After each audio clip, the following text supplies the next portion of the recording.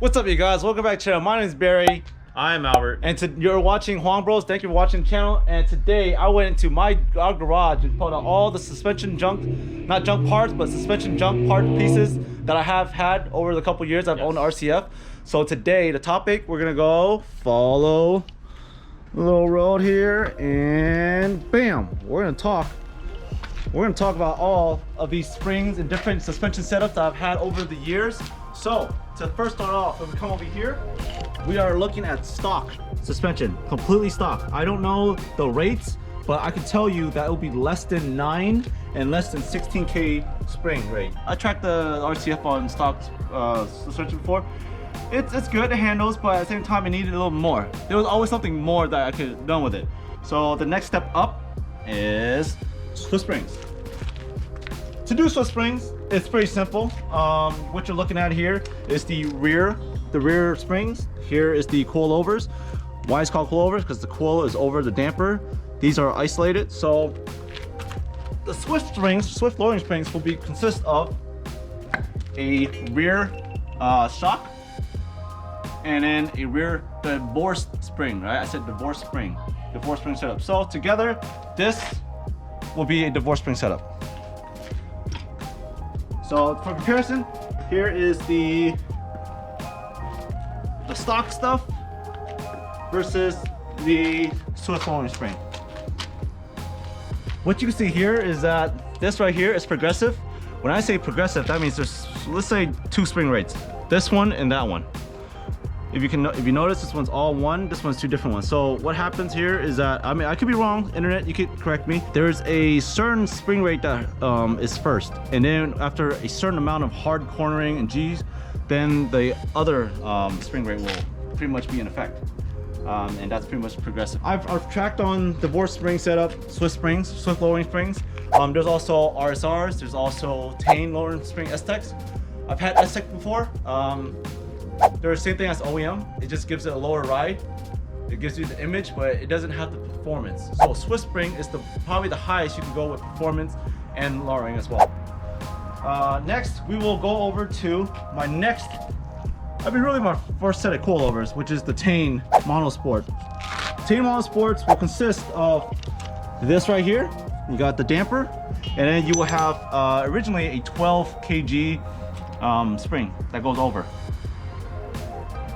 And then it will stay to its true RCF OEM design, which is a divorced spring, and that would be the damper and a 16 my bad, it's a 11 kg divorced spring with a spring perch on top,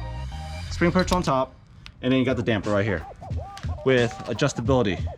That's the one thing that stocks don't have, as we all know, the adjustability. But now, after tracking on these, I found, okay, well, these are good. However, 11 kg for the rear is very soft, especially when the Swift Spec R lowering spring is 16 kg. So because it's so soft, I was actually losing traction in the back. So the lower the spring rate in the back, the more I was sliding. So I would always have to stiffen up my suspension as much as I can on the dampener, or if not, I actually did something kind of different. Because I had all these assets with me, what I did was I had a divorced spring setup consisting of a lowering spring from Swift, and then I had a Tane Monosport damper. That right there gave me a 16 kg spring effect. So now, however, if you're running a divorced spring setup, there are some downsides to it. Let me start off with the pros. The pro side is that this is divorced spring. The spring's not over the damper, so that means your rim and your tire can get closer and closer and closer to your coilover, and you won't get any rub. But if you have a coilover on top of the damper, you make it closer if you convert it to a true. Now, what I'm going to start off with saying that you can run wider tires, wider fitment with a divorced spring setup. However, of the bad sides, there's more bad than there's the good.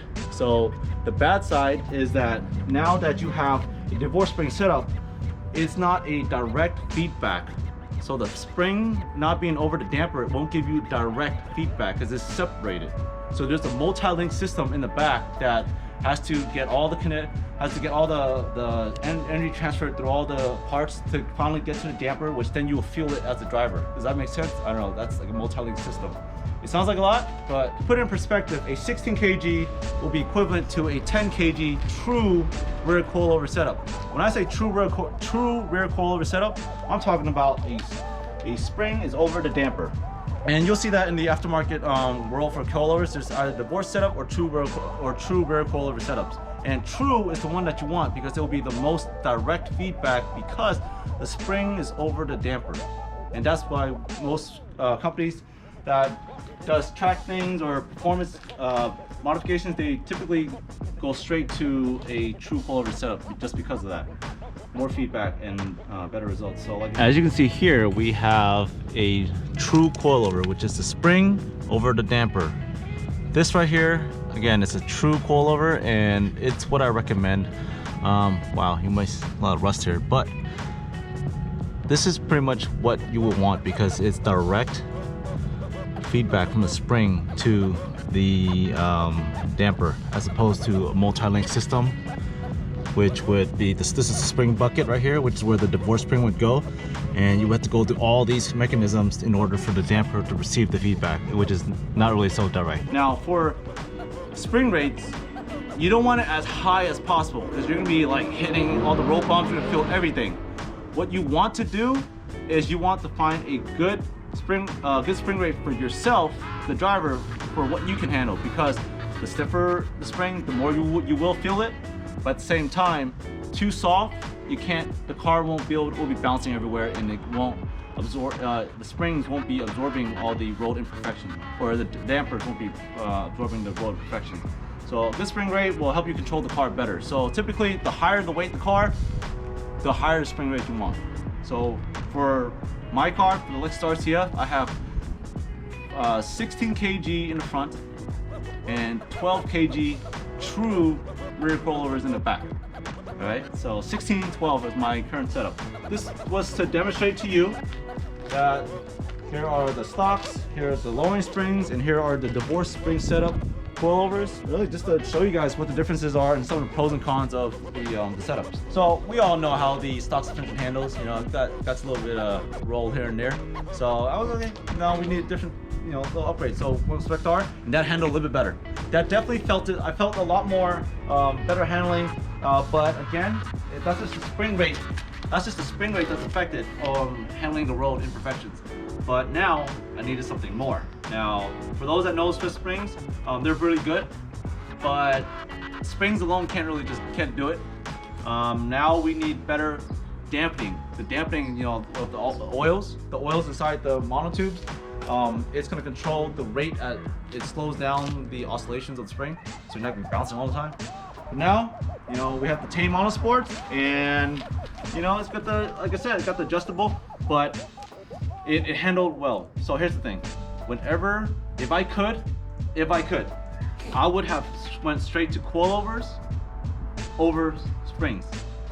I'm not saying I learned the hard way, but having experienced springs, 2 sets of springs, S-Tech and Swiss Spec R, and then switching over coilovers, I instantly felt that, like, that planted feeling, as they describe it, the planted feeling.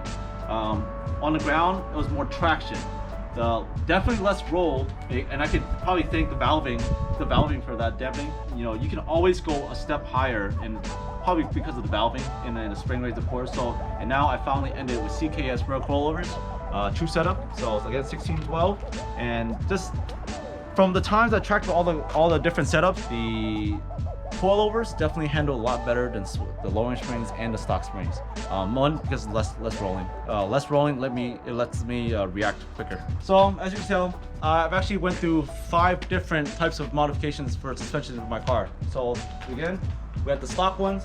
We had the lowering springs with Swiss Spec R. I had S-Tech lowering springs, so that makes it 3. And then I had Tane Monosport coilovers. That makes it 4. And then I had Tane Monosports with the Swiss Spec R spring. That makes it 5. And then eventually, I didn't like the spring rates. Like I said, the spring rates were too low. For Tane Monosports, this one is 12 kg front and is 11 in rear, which is really soft. So now, afterwards, I changed my coilover setup springs to 14 and 16 divorced, and then eventually that was still not enough. And then at that point, I switched over to a CKS rear coilover, CKS suspension with 16 and 12 in the rear, and that makes it like what, six setups that I've tried. So I decided to make this video to help you guys, to share my knowledge with you guys and some feedback on some of these suspension setups that I've experienced, and hopefully you guys don't waste money and will have a better insight, because there's always suspension comparison videos, but not enough to really give you good feedback because no one really experienced all of it that way I have. So I hope this video helps you guys, and yeah. And so it wouldn't be a collab if I wasn't part of it. And obviously my brother knows a lot about like the RCF suspension, because he's got like 5 different setups, and he probably has a different one that he probably didn't talk about. I'm not sure, but he's got a lot of stuff laid out for you guys. So he's tried out many different combinations, and he's tracked it multiple times, a lot of mountain runs, a lot of stance stuff, a lot of like tire fitment stuff. So definitely credible in his words. Out of the 5 or 6, what do you recommend for, you know, people honestly, in their setups? If I was to really recommend a setup, yeah, I'm gonna have to straight up say go for coilovers. Coilovers? Okay. 1, you have the dampening. 2, you have the spring rates to go with it. So you got, you know, you get the spring rate and adjustability and the height adjustment. You kind of can't go wrong with that. When you do lowering spring, all you can do is control the spring rate and the height that's fixed. Mm-hmm. You can't fix, like, you can't adjust it afterwards. It's a fixed spring. Yeah. So if I could do it all over again, I would go straight to a true rear coilover setup. Okay. The most performance with the most adjustability. Okay. Because you know it takes more money to install a lowering spring than to install coilovers. Did you know that? I did not know that. Because you have to take off the old spring, put the new spring in, and that's always dangerous. Because you gotta take off the nut on top, and then the top pad's gonna launch at people. So. Oh yeah, that makes sense. That makes sense. So if that doesn't make sense, hopefully it makes sense now. Yeah. So cheaper route to install coilovers than lowering spring. So yeah, here you heard it. He recommends a true coilover setup. Yep. So yeah, I mean I got coilover setup on mine technically. It turned a stock suspension into a coilover. It's a sleeve setup, but that's a different video. So I recommend that too, because you can adjust the hideability. Yeah. And you know what? Let's change it up a bit and take a look at the RX-7 that we didn't see much of earlier. Pretty tight fitment. Yeah. But yeah, just a little change up to the video. And just like that, we're gonna end today's video. Hope you guys learned something today. If you learned something, let us know in the comments. If you see something wrong, just, you know, be nice about it. Put it in the comment section. Also, let's like the video, share the video, whatever, right? And don't forget to subscribe. And for everyone that has always been watching, thank you for supporting the channel. Yes. You guys have helped us do incredible things with the channel and helped it push it further than what it should have been.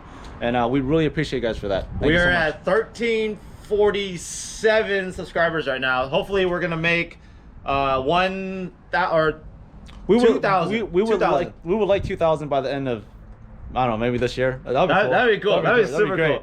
But shorter goals, you know, smaller goals. But thank you for everybody for watching, and I hope I educated you guys enough on RCF suspension. And you guys have any questions, as always, leave your comments below. And please like, comment, subscribe, and hey, see you next video. Peace.